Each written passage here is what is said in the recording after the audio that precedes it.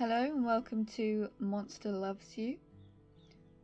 I think this will make a better playthrough game than Game Corp, but let's find out together. Ooh. I saw there are 14 achievements. How many things are here? 4, 6, 8, 10, 12, 14. Ooh, these are all the achievements.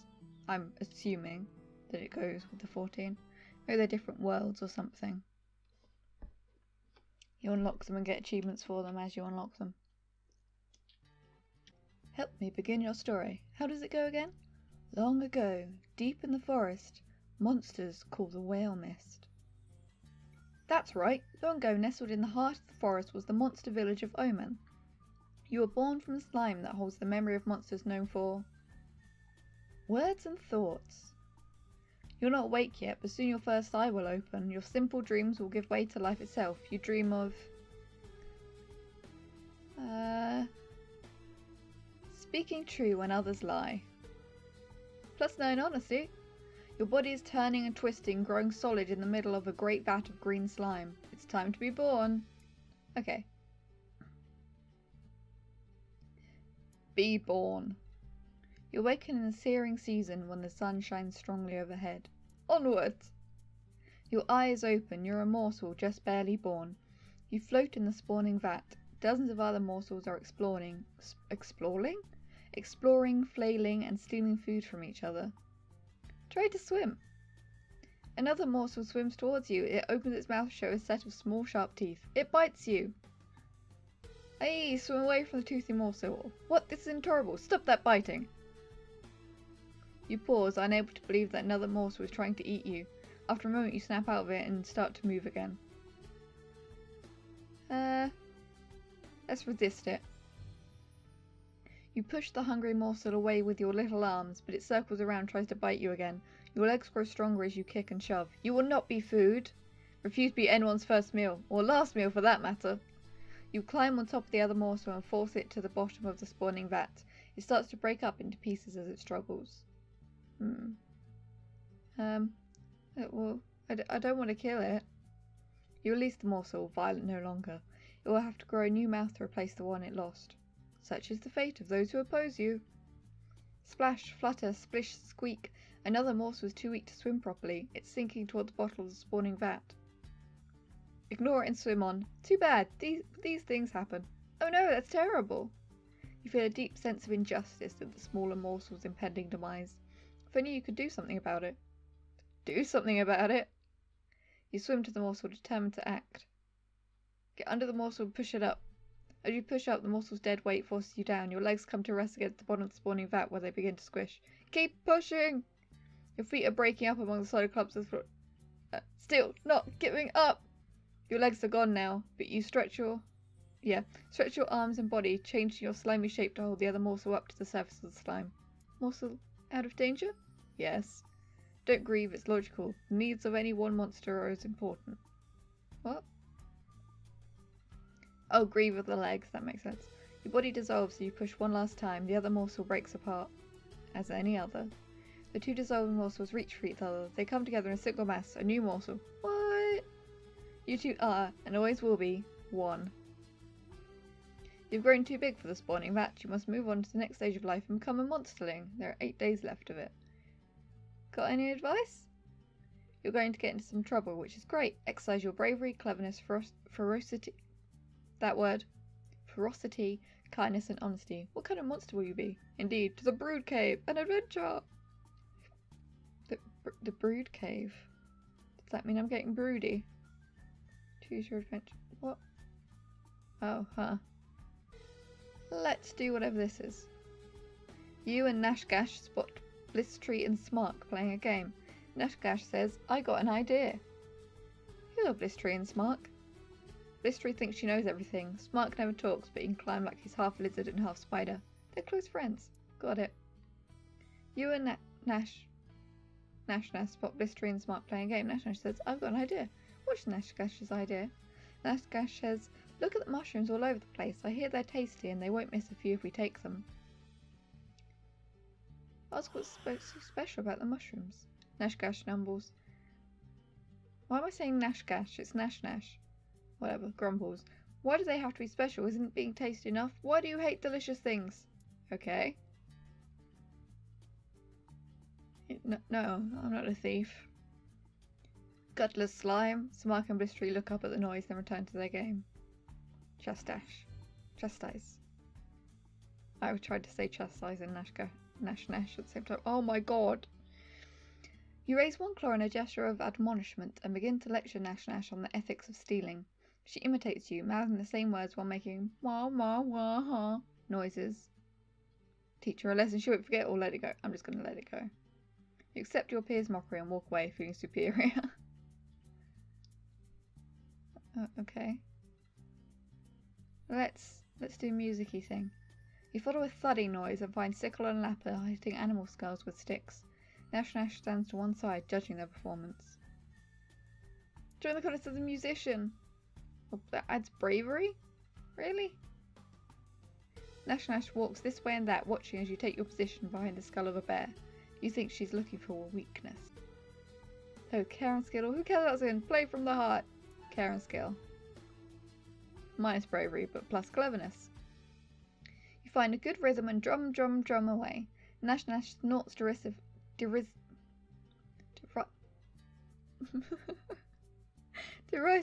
but Sickle and Lapper seem impressed. Keep going, no matter what Nash Nash thinks.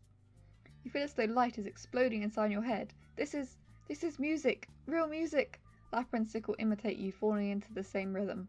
That's it, yeah, now sing along with your own drumming. For just a moment you thought there were some more monsters watching, there in that side passage. When you look up, they're gone. Nash Nash stops grumbling. Look at Nash Nash. Nash Nash looks frightened. She walks away, obviously trying not to run. Sickle and Lapper stop drumming. Time to go.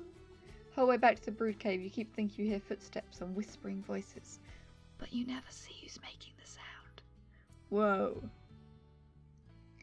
Why is that added cleverness? You're not sure who that was, but you bet they'll remember your musical skills in the future. Okay. This is not what I was expecting. What? Okay. Let's... I'm intrigued by this goat.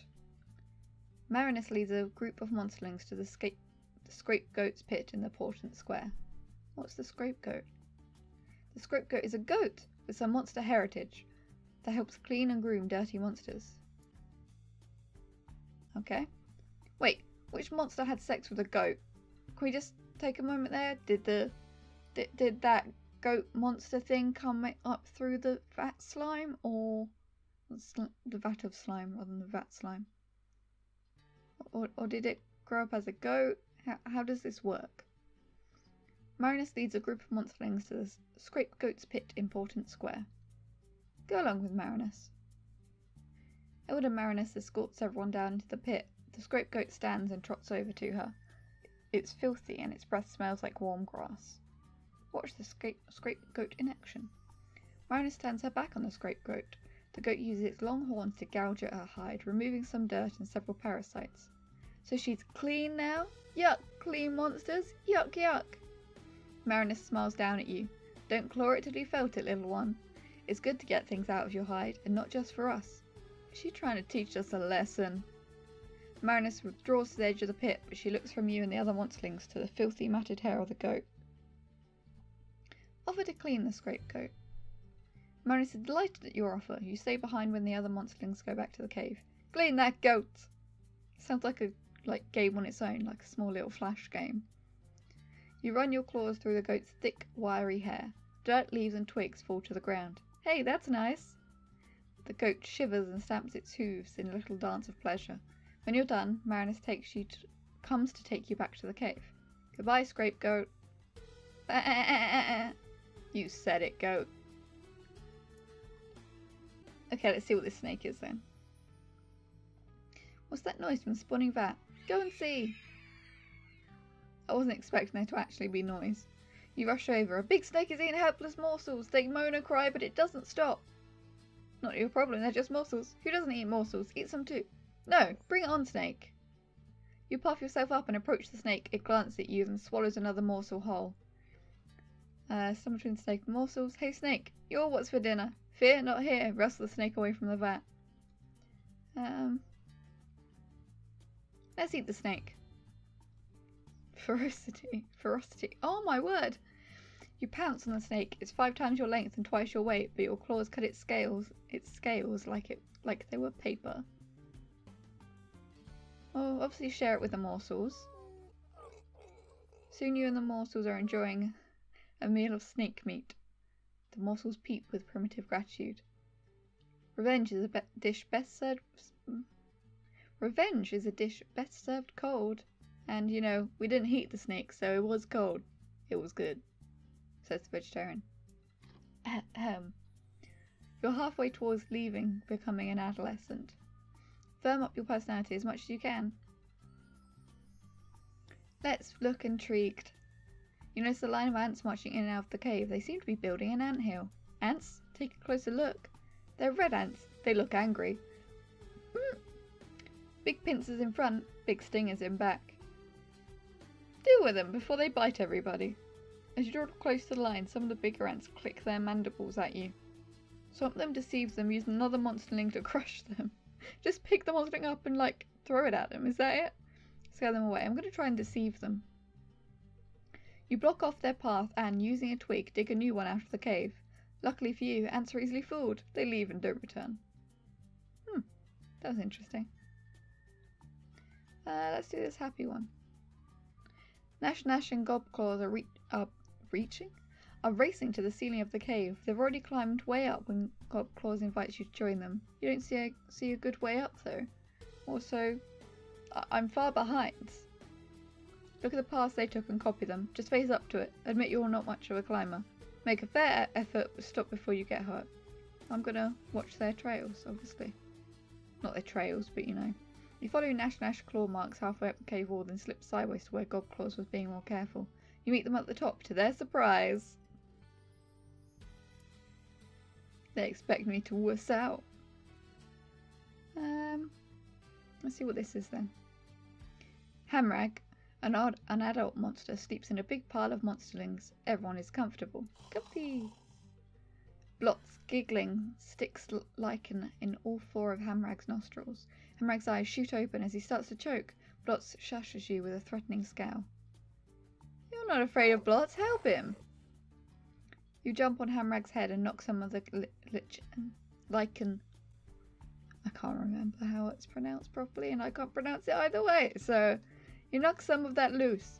He squeals and gasps, then remembers that he can breathe through his mouth. Crisis averted. I assumed that he didn't have a mouth or something. Or he couldn't breathe through it. Hamrag glowers down past his jowls, scowling as though you hadn't saved him. He roars and demands to know who plugged up his nose. Tell the truth. Blots did it. Hamrag thanks you, grabs Blots and sits on him. All of Blots' breath whooshes out and he can't inhale again. Hamrag stays there for a good long while. Not sure how I feel about just saying that. I wanted to be honest, but now I'm hungry, even though I've just had a snake. Hamrag, an older monster, brings a big sack full of squirming rats into the cave. As he heads for the spawning vat, he trips and all the rats spill out onto the floor. Goblet some rats, help some escape, help Hamrag catch them. Well, I don't really want to help them escape, because that's his food. But I also do help them escape. You trip Nash and shove Blots away, helping a dozen rats scurry away. One rat turns and nods at you. Aww, nods to you, its little pink eyes bobbing in the darkness. I missed what I actually got for that. I'm assuming I got some kindness. Oh, it must be the last day. Oh my, you wake up and find that you're no longer a little monsterling. You're growing up. Wow. Elder Marinus calls the oldest monsterlings to gather in a group. You're one of the oldest ones now, so you should join them. She looks grave. I don't. No, she's gonna make us leave. Hide and watch. You squeeze behind a big boulder at the back of the cave. There's a wide tunnel behind it, big enough for an elder. Ha! They'll never look here. Oops! Marinus slides the boulder aside. She and the other monsterlings are surprised to find you there. Admit you were hiding. Mariner smiles. It's all right, little one. New things can be frightening, but you have little to fear today. Did she say little instead of nothing? What? Oh yeah, little to fear. I thought it's like little monster, nothing monster. She did. Okay. Mariner shuffles down the long tunnel, turning this way and that among dozens of forking passages. Keep going. Mariner stops in a warm, humid chamber with a pit in the floor. She points to the pit, which seethes with thick mist, not soothes. Jump right in. Wait for her to make you go. Mariner pushes you in with a sweep of her tail.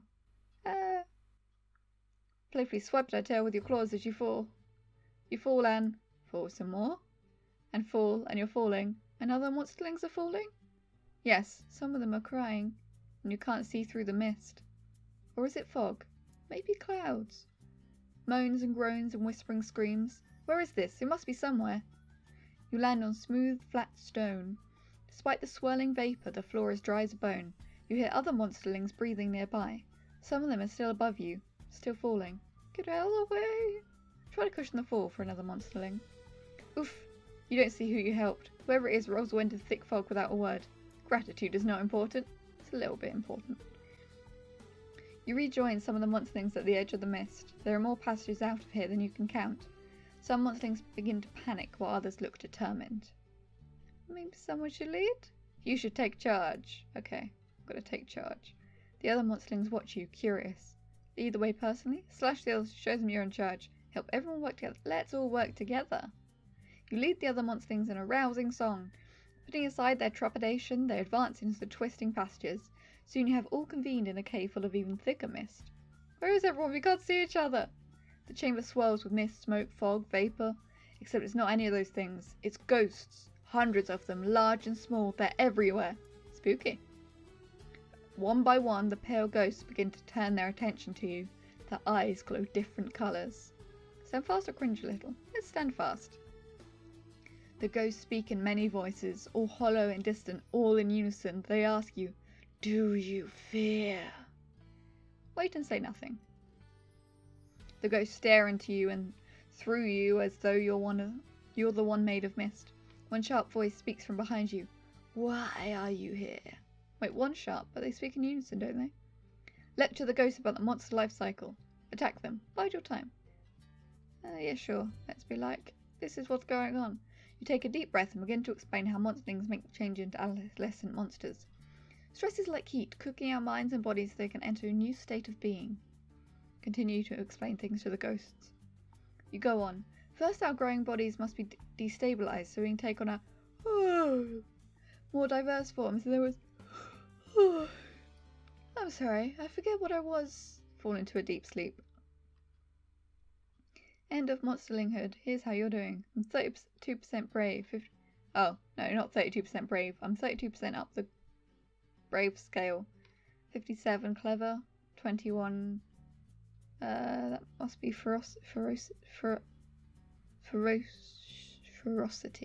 Yeah. Because it's ferocious, so it's ferocity. There we go. 39% honesty, I'm guessing. Even though that looks more like it should be the opposite way. 45% kindness. I don't know what that is, though. Yep. Ooh.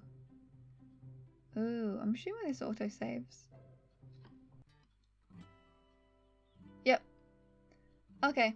That's where I'm going to end it then. Each cycle can be another episode maybe, although there was morsels and then monsterlings or whatever. Anyway. So, until next time. Bye!